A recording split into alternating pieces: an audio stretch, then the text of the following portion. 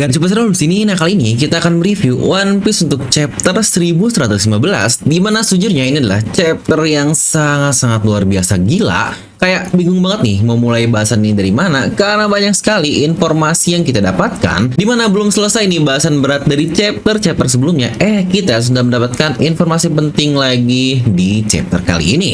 Yang gila sih, 3 chapter terakhir isinya informasi penting semua. Nah, tapi apa aja nih yang bakal kita bahas? Yuk, pastikan tonton video sampai habis agar tidak ada informasi yang miss dan juga setengah-setengah.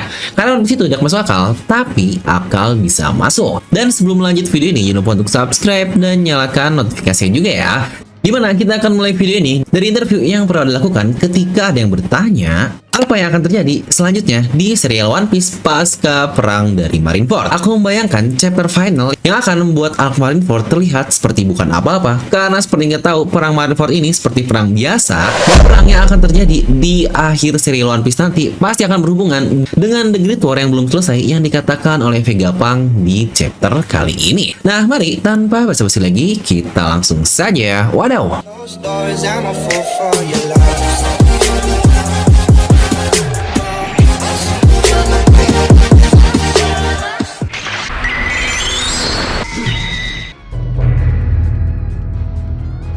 Oke, kita akan mulai dari judul chapter dulu ya, dimana judul untuk chapter 1115 adalah Fragments of Continent atau sisa-sisa dari benua. Untuk cover story sendiri masuk ke volume 5 ya, dari Yamato Chuan, dimana dia mendapatkan bekal bento untuk perjalanannya yang disiapkan oleh Hiyori dan Toko. Dan sebelum masuk ke isi chapter, kita sebenarnya masih belum tahu nih kapan timeline yang diambil dari cover story kali ini. Tapi kalau dilihat, kita mendapatkan keadaan Wano Kuni saat siaran Vegapunk berjalan di chapter ini pula. Dari situ kita bisa melihat Kinemon dan tidak ada Yamato, karena bukankah cover story sebelum ini kita melihat Yamato sedang bersama Kinemon, yang berarti kemungkinan besar timeline yang kita dapat dari cover story kali ini terjadi beberapa hari sebelum siaran Vegapunk disiarkan ke seluruh dunia dan Yamato sudah ada di perjalanannya. Dan untuk chapter sendiri dimulai seperti yang barusan kita bahas, yaitu langsung masuk di Wano Kuni. Yang bisa kalian perhatikan, bendera topi jerami dipasang dengan sangat-sangat besar dan menohok sekali di bagian kastil dari ibu kota bunga. Di sini kita bisa melihat Shinobu yang cantik, Kinemon, Tama, dan Momonosuke yang sedang makan dango. Di mana rakyat Wano Kuni pun cukup kaget karena dapat menerima sinyal dari daerah luar pulau, karena balik lagi nih, jangan lupa Wano Kuni ini terisolasi dari dunia luar. Di sini pun Momonosuke merespon jika ternyata Joy Boy juga adalah seorang bajak laut yang sama seperti Luffy, dan Kinemon pun bertanya, jadi kau tahu nama itu? Dan kita pun langsung berpindah lagi ke penjara dari markas Angkatan Laut dari G4. Di sini kita melihat bajak laut Kid dalam keadaan terpenjara yang wadidaw banget nih. Tapi tunggu dulu, kayaknya bukan Kid nih, tetapi fake Kid yang ini sejujurnya lucu banget. Yang mirip banget mereka nge-cosplay jadi bajak laut Kid. Yang ternyata mereka adalah Demalo Black. Buat yang lupa, mereka yang sebelumnya pernah menjadi fake dari topi jerami, dimana Demalo ini yang sebelumnya di fake Luffy sekarang menjadi fake Kid. Dimana mereka semua mendengarkan perkataan dari Vegapunk, dimana mantan Zoro dan Sanji palsu pun bertanya, siapa yang kira-kira yang lebih kuat? Apakah Joy Boy atau kapten kita alias Kid? Dimana Black pun menjawab, ini tidak adil untuk dibandingkan karena Joy Boy telah mati. Dan nakamannya pun berkata lagi, kalau hal yang lebih besar dari kepercayaan diri kapten kita adalah perutnya yang ini cukup mirip dengan Luffy. Yang lagi-lagi, bukankah ini cara Oda memparalelkan yang sangat menarik sekali? Bahkan dia pula salah menyebut Joy Boy menjadi Joy Toy yang ini sangat mirip Luffy sekali. Yang sebenarnya konteks ini pun bisa kita sambungkan dengan jika Joy Boy adalah Luffy dan Kid adalah Kid. Jadi siapa nih yang lebih kuat, Kid atau Luffy? Lanjut, Vegapunk pun menjelaskan alasan kenapa Joy Boy disebut bajak laut. Dan sebelum masuk sana, kita harus membahas dulu tentang Void Century. Ya, saya memang hanya membaca sebagian porsi dari poneglyph yang ada, tetapi poneglyph ini berisi rekaman atau kisah tentang perang besar yang terjadi di abad yang hilang tersebut. Dan musuh Joy Boy pada saat itu adalah pemerintah dunia yang ada saat ini. Di mana sini pun kita bisa melihat War Kyrie yang kesal dengan meneriakan nama Vegapunk, Dory, Brogy, dan Luffy masih kabur dari kejarannya. Kita pun berpindah lagi ke bagian dalam lab, di mana di sini kita bisa melihat Mars berjalan di koridor sambil mengaktifkan House Konohakinya. Dan terlihat berbagai macam dandan musi pingsan akibat perbuatannya. Yang lagi-lagi ini persis nih seperti ketika Shanks jalan di kapal Shirohige yang wah ini epic parah. Dia hanya targeting ke semua objek hidup di dekatnya yang seperti dandan musi, yang berarti jika seperti ini, para Gorosei level hakinya sangat gila sekali ya. Mereka pula bisa mendeteksi kehidupan dari jarak jauh, mengontrol dengan sangat baik juga, yang apakah jangan-jangan haki mereka lebih kuat dibandingkan Shanks dan Rayleigh yang lagi-lagi ini sangat gila banget. Tapi bentar nih, nanti juga terdapat momen yang lebih gila dari Gorosei yang lain, jadi sabar dulu. Vegapunk pun masih melanjutkan. Untuk lebih jelasnya, musuh Joy Boy yang sebenarnya adalah pasukan aliansi dari ke-20 negara yang saat ini kita kenal dengan founder dari pemerintah dunia. Atau dalam kata lain, Joy Boy dan pasukannya sangat-sangat kuat sekali sehingga akhirnya membutuhkan pasukan setara 20 kerajaan untuk dapat melawan Joy Boy. Dan inilah dimana kita melihat panel dari Joy Boy yang berada di mode Nika dan mirip sekali nih seperti ketika Luffy di udara berhadapan dengan orang-orang, di mana lawannya terlihat menggunakan mahkota-mahkota nih yang sepertinya ini ilustrasi ketika Joy Boy menghadapi ke-20 kerajaan. Yang gilanya di sini kita cuma dilihatin Joy Boy seorang nih melawan banyaknya raja yang ada, yang wah ini wadaw banget. Tapi kalau kita lihat dia ini sepertinya murni menggunakan tangan kosong atau badan doang loh, karena tidak terlihat dia memegang pedang atau tombak, yang berarti modelan senjata itu mah cuma dari legenda Nika saja. Dan sedangkan Joy Boy ini apakah murni seperti Luffy, yaitu petarung dengan tangan kosong. Dimana Vegapunk pun menambahkan lagi, karena saya tidak mendapatkan informasi apa yang mengakari atau alasan dari perang tersebut terjadi, aku akan mendeskripsikan jika perang ini adalah perang dari kedua ideologi yang berbeda. Dan tentu saja untuk hal ini saya tidak bisa menilai siapa yang baik dan siapa yang buruk. Yang wah ini sebenarnya poin yang luar biasa yang menjadi alasan kenapa saya sangat suka sekali dengan One Piece, karena segalanya serba abu-abu. Ya biar kita manusia ini untuk berpikir dan menentukan sendirilah siapa yang baik dan siapa yang benar. Yang nice banget nih Dr. Vegapunk, emang sangat sopan dan beretika sekali dalam memilih kata-kata. Kita pun berpindah lagi ke daerah Zou. Terlihat Carrot dan Wanda di sini yang sepertinya Zou juga sedang mendengarkan semua yang Vegapunk katakan.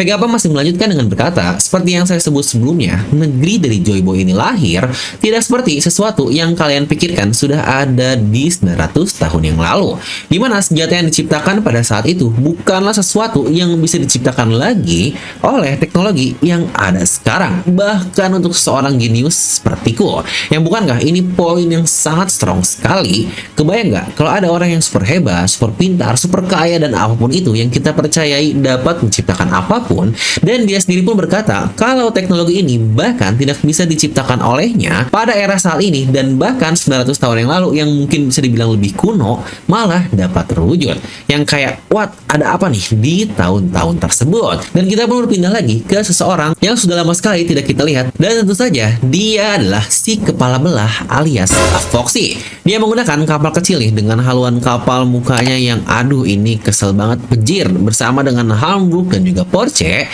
Mereka semua memiliki luka di tubuhnya. Yang udah nih Oda cuma melihatkan begitu doang, dan bahkan kata-katanya pun sangat tidak penting. Yang aduh ini Oda buang-buang panel. Dimana Vegapunk pun melanjutkan lagi dengan berkata, nah dan inilah masalahnya terhadap kita sekarang. Dan sebelum melanjutkan apa yang Vegapunk katakan, kita pun dilempar dulu nih ke lokasi dalam di bagian Eket, yaitu lokasi dari Stussy. Dimana Edison pun menelpon dan meminta Stussy untuk kabur dan tidak usah pedulikan lagi barrier yang ada. Dimana Stussy pun menjawab, loh saya tidak bisa, bagaimana jika sesuatu terjadi kepada kru dari topi jerami? Yang aduh perhatian banget nih tante favorit kita ini. Dimana Edison menjawab lagi, saya akan tegas karena realistis aja lah hal itu sudah tidak berguna untuk berhadapan dengan para monster Gorosei, dimana mereka dapat melewati barrier dengan sangat mudah. Dan kita pula sudah melakukan semua yang kita bisa untuk bajak laut topi jerami, dan saya yakin mereka bisa berusaha sendiri untuk sisanya. Dan Stussy pun menjawab perkataan Edison, saya senang mendengarnya karena pasti Stella tidak akan memaafkanku jika mereka tertangkap. Tapi aku tidak tahu apalagi yang harus aku lakukan kepada diriku. Di sini Edison pun terbingung. Dan Stussy pun melanjutkan lagi, sekarang Stella sudah tidak ada, dan untuk apa saya terus hidup? Saya sudah kehilangan tujuan untuk hidup lagi. Yang sejujurnya ini adalah satu momen simple, tapi ekspresi dari Stussy dan Kaku terlihat sangat dalam. Kaku pun terlihat sangat empati terhadap apa yang dirasakan oleh Stussy. Yang apakah nih Stussy akan menjadi next nakama dan ikut ke kapal dari Thousand Sunny. Dia sudah ditolak oleh pemerintah. Untuk hal ini jelaslah dia nggak mungkin kembali ke mereka. Dan untuk Stussy sendiri, kita masih belum tahu secara lengkap apa sebenarnya kekuatan yang dia miliki. Sayap Sukubus yang sebelumnya pernah kita lihat itu, apakah itu buah iblis atau hanya genetik lain yang lagi-lagi rasanya sayang banget kan kalau sesuatu seperti ini akhirnya bakal dibuang begitu saja oleh Oda. Ya emang sayang banget juga sih sama Tante Stussy. Di sini pun kita melihat Zoro dan Jinbei setelah beberapa chapter mereka menghilang, di mana Jinbei meminta maaf dengan berkata sedang menuju ke lokasi dan Zoro pun berada di pundak Jinbei. Banyak yang bilang nih di sini Zoro terlihat kecapean atau apa yang akhirnya diangkat oleh Jinbei. Lagi-lagi ini seharusnya tidak ya, karena murni ini lanjutan dari pasca Zoro versus Luffy sebelumnya. Jinbei memang sengaja mengangkat Zoro agar dia tidak tersesat dan agar lebih cepatlah untuk kabur dan tidak memikirkan hal yang lainnya. Dan ketika Jinbei meminta maaf, di sini Zoro berkata, "Hey Jinbei, buat apa kau meminta maaf? Kita juga sebelumnya dalam keadaan sibuk." Nami yang mendengar hal itu malah marah dengan berkata, "Hey, apa itu kau Zoro? Lihat aja ya, kau nanti yang aduh ini definisi emak-emak lagi marahin anaknya." Nami pun melanjutkan kalau kapal-kapal blokade sudah menuju ke daerah Northeast dan bilang, "Aku tidak akan memaafkanmu kalau kita dikalahkan di lautan setelah semua ini terjadi." Dimana kita pun berpindah lagi ke tim dari Bone. Di sini mereka masih berusaha nih untuk menahan Juro, di mana Oimo, Kasi, Bone, Frankie dan Sanji masih berusaha keras. Banyak yang bilang kalau ini lanjutan persis setelah Sanji menendang Juro dan Bone berubah menjadi raksasa, tetapi rasanya enggak ya. Karena kalau lanjutan dari hal sebelumnya, seharusnya momen Bone yang akan menendang Juro yang kita lihat di chapter ini akan persis sama lah seperti sebelumnya, yaitu ketika Oimo dan Kasi masih menahan Juro. Tapi apa yang terjadi di panel ini? Oimo sudah terjatuh, Kasi berusaha menyerang lagi dan Bone pun masih berusaha menghajar Juro. Di mana babang Sanjay kita malah terpelanting. Yang jujur nih, Sanji cukup mengecewakan di arc Egghead ini, di mana beberapa kali momen penyelamatan yang harus dia lakukan malah gagal dia lakukan. Ya contohnya seperti ketika menolong Vegapunk, dia ini sudah berjanji kepada Bone kalau Doi bakal baik-baik saja, tetapi apa yang kita lihat selanjutnya? Sanji malah membiarkan Vegapunk menjadi donat oleh Kizaru. Ya lagi-lagi tim Bone ini benar-benar berusaha untuk tidak membiarkan Juro menggunakan pedangnya, karena mereka pun berkata jangan biarkan dia menggunakan pedang karena orang tua ini dapat memotong apapun. Dan di sini pun Juro berhasil melepas diri dari serangan-serangan tersebut dan dia pun berusaha menyabetkan pedangnya ke arah Bone yang masih dalam wujud raksasa. Yang untungnya terima kasih nih kepada Frankie yang gercep, dia menolong Bone agar tidak terkena sabetan tersebut. Karena kita lihat sabetan ini berhasil memotong haluan kapal Elbaf dengan sangat mudah. Dan tidak berhenti sampai di situ, momen Vegapunk berkata kalau abad yang hilang ini berakhir dengan kekalahan dari Joy Boy. Dari situ pun Juro berkata, seberapa banyak kau akan membeberkan semuanya, Vegapunk. Dan Juro pun lalu melompat ke udara yang sejujurnya ini sangat tinggi sekali. Yang bisa kalian lihatlah seberapa jauh dia melompat dan di sini pun dia berkata dalam hati, terlalu banyak nih hawa kehidupan di atas sana. Dan di satu double split yang luar biasa, dia memotong seluruh awan di bawah Pang-Record dengan satu tebasan masif yang seakan-akan dia memotong pulau rata menjadi dua yang wah ini gila segila-gilanya. Dimana bahkan kita pun bisa melihat Thousand Sunny di bagian atas dari Labopes, dimana wah ini bakal calon musuh babang Zoro-Zoro kah di akhir nanti. Yang tebasan tersebut berhasil menyelamatkan semua anggota Chipper Ball yang tertangkap dan bahkan para Serafim juga akhirnya terjatuh ke bagian bawah. Yang sejujurnya yang gila dari Juro ini adalah ketika dia sedang disibukkan oleh tim Bone dan Sanji, dia sama sekali tidak fokus kepada mereka dan hakinya hanya aktif untuk fokus ke hawa kehidupan yang ada di bagian lab. Jangan lupa ya, haki itu semacam skill aktif yang perlu fokus dulu untuk mengeluarkannya, dan selama dia diganggu oleh tim Bone, fokusnya hanyalah ke arah Labopes untuk mengetahui hawa suara yang ada di bagian tersebut. Yang ini gila banget sih, Juro sepertinya tidak menganggap mereka sebagai gangguan dan menghiraukannya. Tapi emang rata ya, kayaknya untuk semua Gorosei memiliki haki yang sangat gila sekali. Mereka bisa merasakan hawa manusia atau hawa kehidupan lah di dalam pulau yang sangat besar sekali dan sangat presisi. Makanya sabetannya memang dibuat untuk membebaskan dan tidak melukai seorang pun.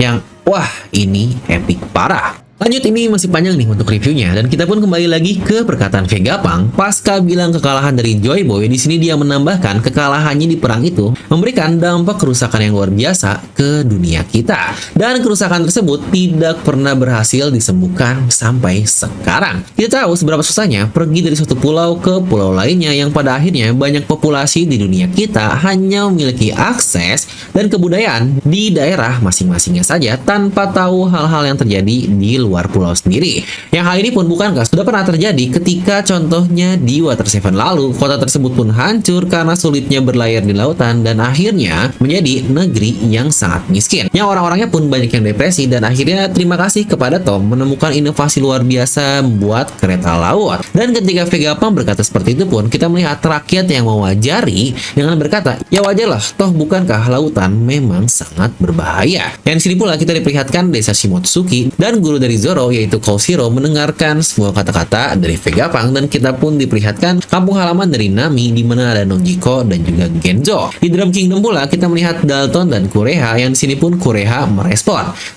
sepertinya masih banyak hal menarik ya yang terjadi di dunia ini. Kita pula melihat adanya Miss Golden Week, Merry Christmas, dan Miss Valentine yang sedang berada di sebuah pulau, dan di panel-panel itu Vegapunk masih melanjutkan kata-katanya dengan berkata, dengan bilang, ya semua kesulitan tersebut tidak berlaku pada dunia kita 1000 tahun yang lalu. Atau bisa kita bilang dunia kita pada saat tersebut memiliki lebih banyak benua yang ada, dan sekarang kita ini hanya tinggal di atas dari sisa-sisa benua yang sudah tenggelam ke dalam lautan. Dan dunia yang ada beberapa milenium sebelumnya pun tertidur tidak terlihat di dasar dari lautan kita ini. Dan momen Vegapunk berkata seperti itu, disinilah kita diperlihatkan sisa-sisa kota megah yang ada di dasar laut. Yang sejujurnya, apakah kalian sangat familiar dengan wujud dari kota tersebut? Ayo coba diingat-ingat nih, mirip dengan kota apa? Silahkan kasih 5 detik, 5, 4, 3, 2, 1. Ya bukankah sangat mirip sekali seperti Thriller Bark, di mana jembatan penghubung di tengah ini sangat mirip sekali dengan jembatan penghubung juga dari Kastil Moria dengan daerah awal, yang bahkan kita melihat bangunan-bangunan di belakangnya, di bagian bawahnya, bukankah mirip sekali seperti bangunan-bangunan yang dibuat oleh Moria di Thriller Bark? Yang apakah Thriller Bark ini dia sengaja buat sebagai tiruan dari Ancient Kingdom? Yang kira-kira seberapa banyak sih informasi yang Moria miliki? Bukankah dia bisa tahu tentang legenda Ryuma dan bisa mengambil mayatnya juga? Plus juga pedang yang menjadi harta sakral bagi suatu negeri luar biasa, yaitu Wano Kuni. Dan tidak hanya itu, Moria pula bisa mengambil mayat dari sisa bajak laut rock seperti contohnya Kapten John. Dia pula bisa mengambil mayat dari sosok luar biasa yang pastinya berperan penting di cerita One Piece juga, sesuai dengan judul chapter kali ini, yaitu Fragments of Continent atau sisa-sisa dari benua. Dan orang ini pula dulunya disebut sebagai Continent Puller atau penarik benua, yang sudah tertebaklah jika orang itu adalah Oars, yang bahkan Moria berhasil menemukannya dan menjadikannya zombie pamungkas. Yang sebenarnya saya juga sudah membuat nih teori hubungan Oars dengan orang-orang dari Ancient Kingdom, Joy Boy, dan masih banyak hal lainnya. Yang seberapa banyak sih Oda memforeshadowkan hal-hal Void Century dari sosok Moria ini, yang wah ini sangat gila sekali nih. Kayaknya banyak hal penting yang tertinggal di arc dari Thriller Bark.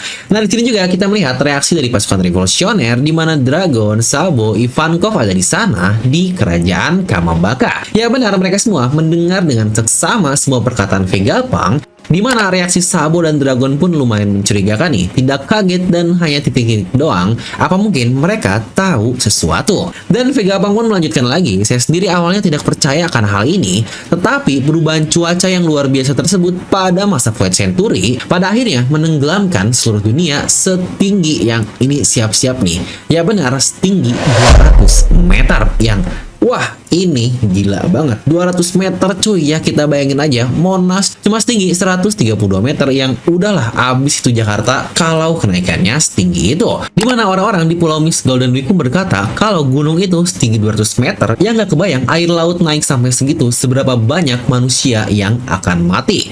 Lalu juga Angkatan Laut yang mendengarkannya berkata kalau kapal ini saja memiliki tinggi 60 meter dan air laut jauh lebih tinggi untuk kenaikannya.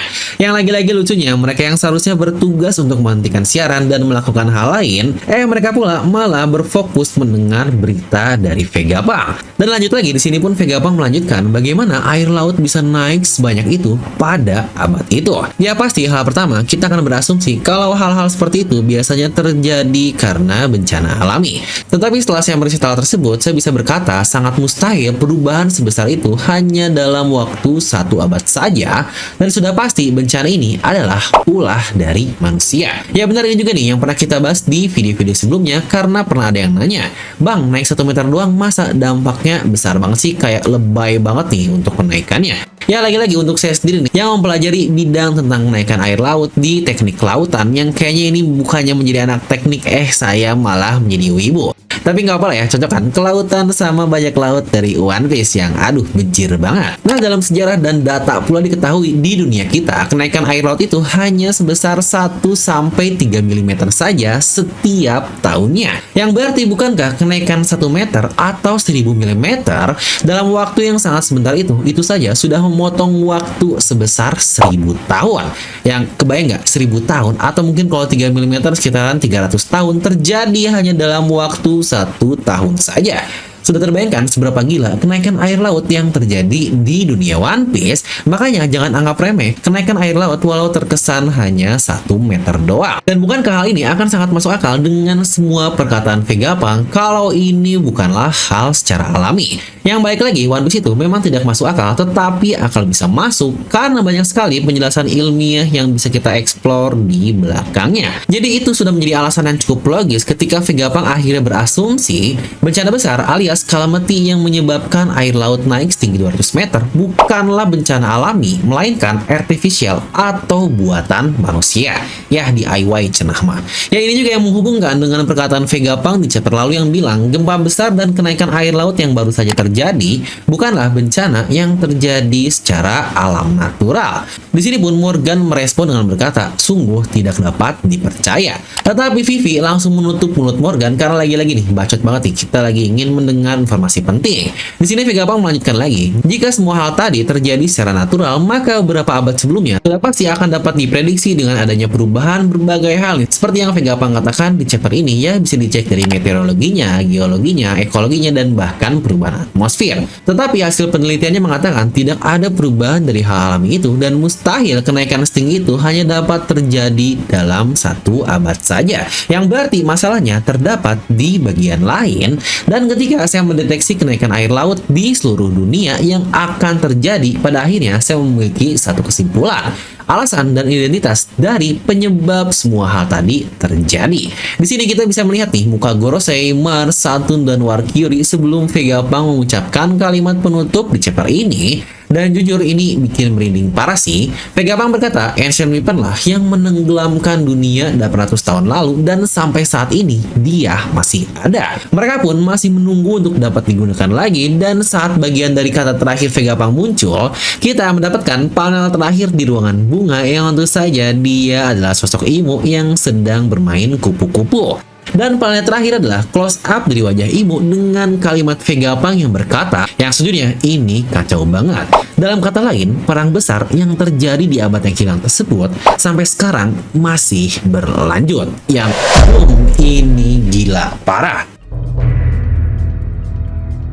Nah, sebelum melanjut pembahasan dan bagian analisis, mau ada info penting dulu nih untuk sosok yang memberikan informasi luar biasa kepada kita alias Dr. Vegapunk. Dan kebetulan juga DNM akan merilis artikel baru yang spesial nih, hanya rilis di minggu ini saja karena temanya berhubungan dengan chapter 1114 kemarin, yaitu saat Vegapunk berkata I flew too close to the sun, yang berhubungan juga dengan pembahasan dari Mother Flame yang wah ini mantap banget. Lagi-lagi pemasaran hanya berlaku sampai hari Minggu ini saja, dan setelah itu kita bakal close order karena artikel ini hanya unik untuk pembahasan dari chapter. Dan desainnya juga cocok banget nih buat kalian cowok-cowok atau mungkin paksu-paksu nih yang sering dimarahin bini karena baju di lemarinya isinya warna hitam semua.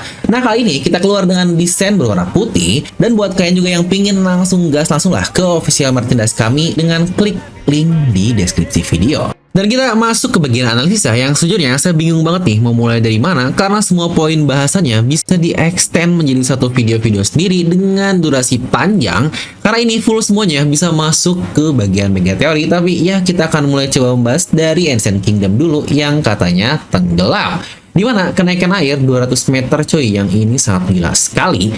Yang nampak luar biasanya, akhirnya kerajaan yang sangat masyhur tersebut pun sepertinya tenggelam ke dasar lautan. Dan tentu saja dari kerajaan yang tenggelam ini, mana itu adalah kerajaan masyhur Enormous, sudah pasti kalian bisa tebakan untuk referensi utamanya adalah di mana.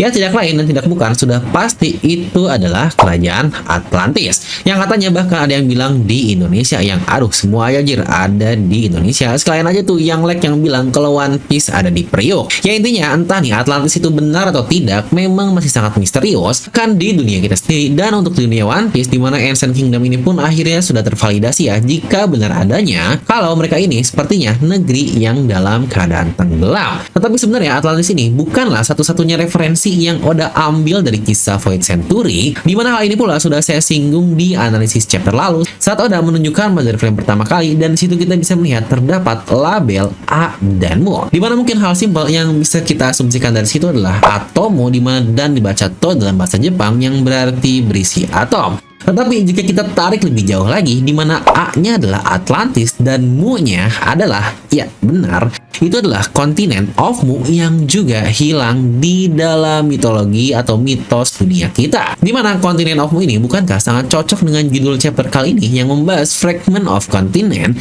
atau sisa-sisa dari benua. Ya lagi-lagi kalau ada sisa-sisa dari benua, maka tentu saja ada bagian benua yang hilang, seperti contohnya benua Mu yang dikatakan hilang juga. Dan Mu ini sepertinya menjadi salah satu referensi dari Oda untuk mengisahkan apa yang sebenarnya terjadi selama Void Century. Karena ya dalam kisahnya kontinen of Mu ini hilang di daerah lautan Atlantis, yang bukankah cocok dengan kedua referensi tadi. Ditambahkan ada hal yang lebih menarik lagi di kisah Seven Cities of Gold atau 7 kota emas dibangun dalam peradaban Hiva dengan ketakutan perang besar nih yang akan menghancurkan peradaban tersebut. Yang pada akhirnya perang tersebut pun harus terjadi dan menghancurkan kerajaan Mu dan Atlantis ketika mereka menggunakan senjata yang bernama Weapon of the Sun atau senjata matahari. Yang lagi-lagi apakah terdengar sangat familiar sekali dengan Mother Flame, Lucia, dan banyak hal lainnya. Ya dikatakan untuk cerita tadi adalah dari 7 kota emas, yang bukankah jika kita hubungkan dengan One Piece, maka 2 kotanya sudah dapat terjawab. Pertama adalah kota Shandora yang disebut sebagai City of Gold, dan kedua juga adalah Wano Kuni yang sama-sama disebut sebagai City of Gold.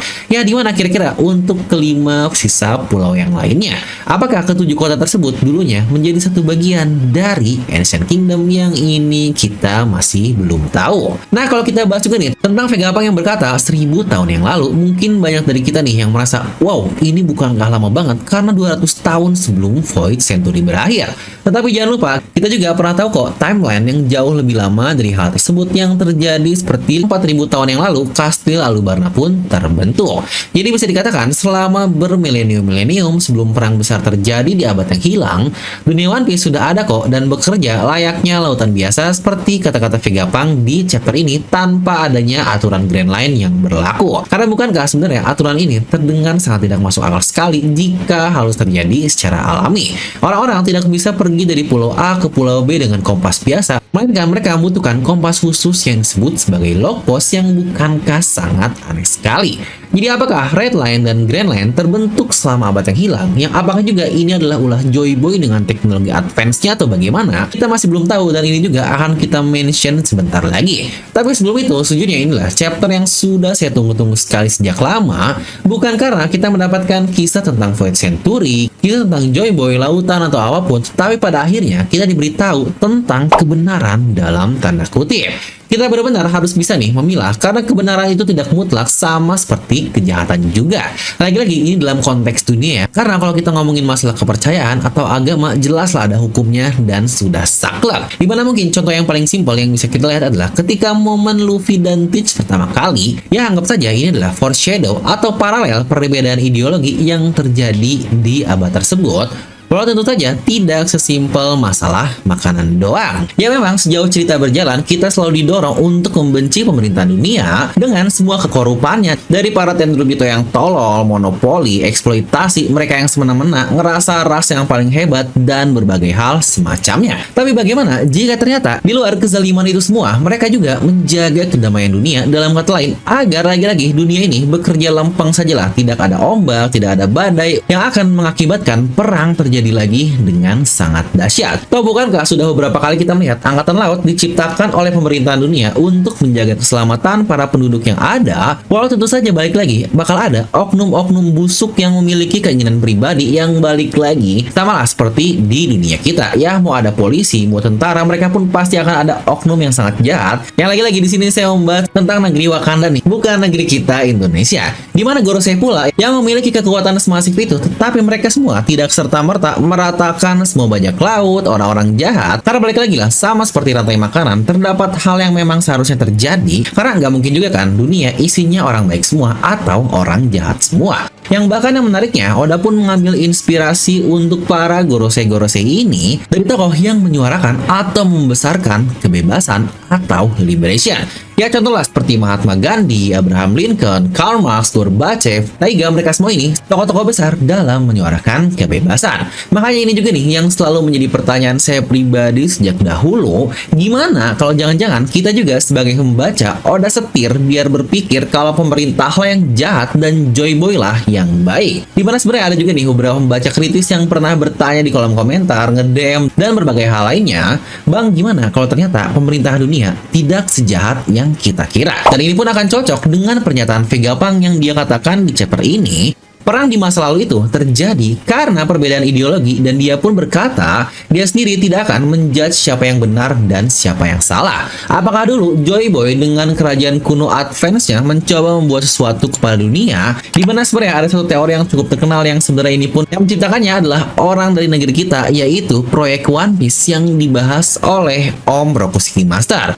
Ya dimana teori ini pun rampung di tahun 2016 loh, yang bahkan setelah 8 tahun One Piece berjalan sampai sekarang 2024, teorinya masih sangat relevan. Yang ntar lah kita coba bahas kapan-kapan untuk teori tersebut jika kalian sangat penasaran. Tetapi ideologi ini atau proyek ini kemungkinan besar ditolak oleh kedua puluh negara karena akan berdampak hal lain yang mungkin akan mengubah dunia bagaimana kita masih belum tahu. Karena jangan lupa ya, Vegapunk pula mention 1000 tahun yang lalu atau 200 tahun sebelum terjadinya abad yang hilang. Dan bahkan kita juga pernah tahu nih, 4000 tahun yang lalu kerajaan Alubarna pun terbentuk, yang lagi-lagi jauh sekali dari masa perang, yang berarti apa yang sebenarnya terjadi di dunia One Piece jauh-jauh sebelum dari Void Century. Yang apakah sebelumnya dunia dalam keadaan damai, dan apakah juga pada akhirnya Joy Boy yang lahir 900 tahun yang lalu berusaha untuk mengubah landscape dunia ini dengan ideologi yang dia miliki, yang balik lagi kita masih belum tahu apa yang sebenarnya Joy Boy pikirkan, dan mungkin ideologi yang dimiliki ini sangat bertentangan dengan semua orang atau semua kerajaan yang sudah berjalan selama berabad-abad bahkan milenium-milenium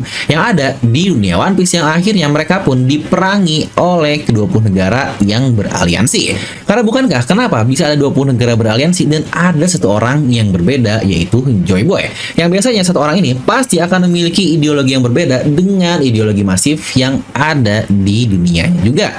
Ya lagi-lagi ini adalah hal yang sejujurnya sangat luar biasa dan mungkin mendapatkan sedikit pencerahan nih. Kalau balik lagi, One Piece ini bukanlah serial yang menjelaskan secara langsung jika A adalah benar atau B adalah salah, tetapi semuanya membuat kita berpikir kalau segalanya adalah serba abu-abu, biar kita sajalah yang menentukan siapa yang benar, siapa yang salah. Tepat seperti kata-kata Vegapunk di chapter lalu, biar kalian saja yang akhirnya menentukan apa yang akan kalian percaya, karena saya hanya akan menjelaskan kebenaran yang terjadi saya, tetapi biar kalian yang menentukan siapa yang benar dan siapa yang salah. Yang sejujurnya ini hal yang sangat-sangat gila sekali. Tapi baik lagi nih, buat kalian juga yang penasaran, saya sendiri pun pernah membahas mega teori liar karya Suhu Rokushiki Master di video ini, yang akan berhubungan sekali dengan kisah Void Century yang kita dapatkan di chapter ini. Dan lagi-lagi untuk chapter ini, menurut saya ini adalah chapter yang sangat luar biasa sekali, dimana full informasi lengkap sama seperti 1-2 chapter lalu, dan hal-hal seperti ini pula tentu akan kita beri nilai 10 dari skala 10. Yang menurut kalian berapa? Coba tuliskan di kolom komentar. Mungkin beberapa hal nih yang membuat saya cukup bingung mau dibawa kemana sih dampak dari perkataan Vegapunk. Apa dengan dia berkata kalau perang ini masih berlanjut dan dia pun men-spill adanya Ancient Weapon, ini akan berdampak kalau orang-orang di dunia tidak hanya mencari One Piece, tetapi mereka juga akan mencari Ancient Weapon. Yang setuju di hal ini akan masuk nih dengan beberapa poin yang sudah pernah udah highlight di saga dari New World dan masih kurang follow up. Contohnya seperti kenapa Big Mom dan Kaido sangat ngotot sekali dengan berkata kalau mereka akan mencari Ancient Weapon. Yang pasti ini pula akan menjadi poin penting di masa depan terkait Ancient Weapon yang Vegapunk katakan. Lalu juga bagaimana Oda memplotkan Caribou untuk tahu dua lokasi Ancient Weapon yang diketahui oleh topi jerami seperti Pluton dan juga Poseidon, yang bahkan dia pun berkata kalau dia akan men-spill hal tersebut kepada Kurohige, yang pastinya pasca mendengar hal ini Peach bakal gempar untuk mencari Ancient Weapon juga. Dan si sialan Caribou pasti akan menjadi kunci penting bagi kru dari Kurohige. Yang bukankah banyak sekali nih hal-hal mulai terhubung, titik-titik mulai tersambung dari 3 chapter terakhir. Ya walau sebenarnya balik lagi hal tersebut sudah banyak terprediksi juga sih oleh para teoris-teoris lama. Yang mungkin untuk video next akan coba kita gali lebih dalam lagi terkait beberapa hal yang kita dapatkan. Ya sekali lagi buat kalian yang suka teori-teori liar bisa subscribe dan langsung nyalakan bel notifikasinya. Dan seperti biasa terima kasih kalian sudah menonton video ini sampai ujung sini karena ya ini bisa dibilang video yang cukup panjang. Like aja video ini kalau kalian suka, dislike aja kalau suka, share video ini kalau kalian merasa akan menjadi diskusi luar biasa dengan teman atau nakama kalian. Dan seperti biasa gue Devi pamit and I'll see you guys next time.